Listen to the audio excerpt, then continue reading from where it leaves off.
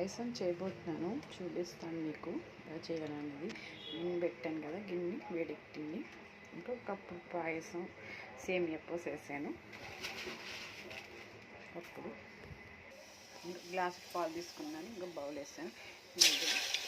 పాలు మరగబెట్టుకోవాలి. పక్కన బ్యాంబీగా ఎత్తుకుంటాను. అయిపోయింది కదా, స్టవ్ కట్టేసుకోవడం. ఒక గ్లాసుల పాలకి 4 గ్లాసులు నీళ్ళు వేసుకోవాలి.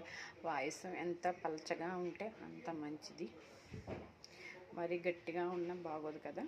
ఇందులో 2 స్పూన్లు సగ్గుబియ్యం వేసుకున్నాను. సగ్గుబియ్యం పాలు మరిగిన తర్వాత మనం సేమియా పూస వేసుకుందాం. పాలు మరిగినాయి కదా, సేమియా పూస వేసుకున్నాం అన్నమాట. ఇది బాగా మంచిగా ఉడికాక షుగర్ వేసుకుందాం. మీకు షుగర్ అయితే షుగరు, బెల్లం అయితే బెల్లం.